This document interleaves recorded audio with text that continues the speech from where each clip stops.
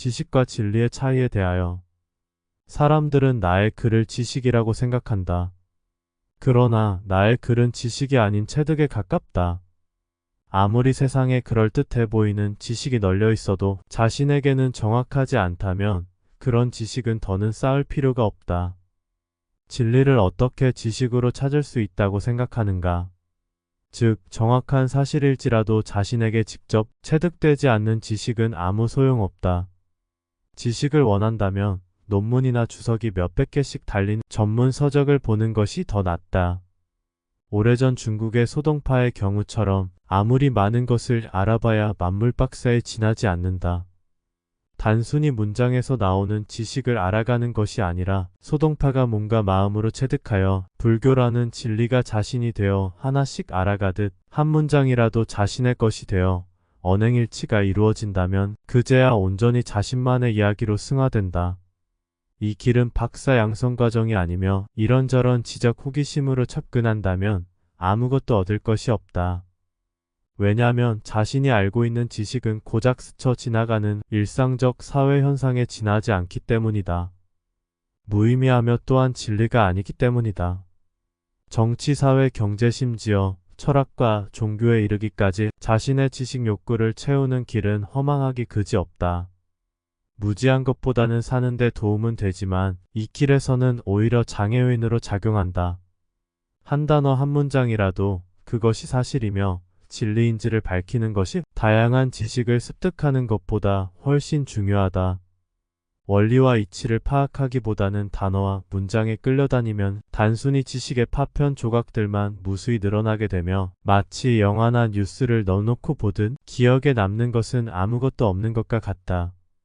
즉, 단순히 지식만 추구하면 정보 수집가에 지나지 않는다. 누군가 진리에 대한 탐구심으로 한 글자, 한 문장에서 그 글의 이치에 공감하고 환희를 느낀다면 그는 분명하게 이 길을 가고 있는 사람이다. 진리와 지식을 구분하는 데 어려움을 겪는 사람이 많다. 이런 사람은 수행자의 길을 가 본 적이 없는 사람이다. 또한 자신은 수행자의 길을 가고 있으며 알 만큼 알고 있는데 무슨 소리냐고 할 것이지만 그는 지식에 대한 욕망이 온전히 소멸하지 않은 것이다. 즉, 지식에 대한 탐심으로 인하여 지식을 진리로 착각한 것이다. 쉬운 예를 들어 외계인에 대해 탐구를 한다고 하면 대부분 수행자는 이것은 진리가 아닌 지식이라고 할 것이다. 그러나 이런 단순한 주제에 대해서도 착각을 일으키니 복잡하고 어려운 주제에서는 얼마나 다양한 지식이 진리로 둔갑하겠는가. 외계인에 대한 탐구가 왜 진리를 말하는 주제인가 하면 지구정원 배터리에서 중요한 부분을 차지하기 때문이다. 우주란 없는 것이기에 외계인은 지구 외부 어느 먼 행성에서 비행물체를 타고 온 존재가 아니고 오래전부터 지구에 살고 있었던 존재이다. 그러면 지구에는 인류 이외에 어떤 존재들이 살고 있는가? 인류보다 더 진보한 존재들인 그들은 인간의 눈으로 잘 안 보이지만 오늘날 카메라의 발달로 간혹 포착되기도 한다.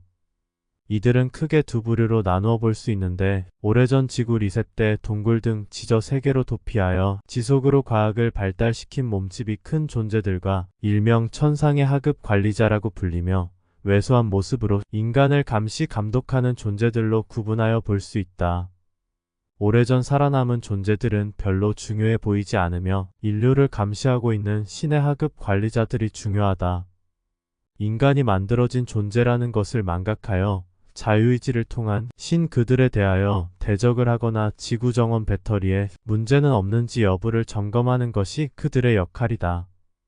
아마도 그들은 소화기관이 없으며 무성생식의 지능이 뛰어나고 빠른 속도와 낮은 밀도와 고압을 잘 견디는 신체 구조로 마치 아바타와도 비슷한 몸을 지닌 것 같다.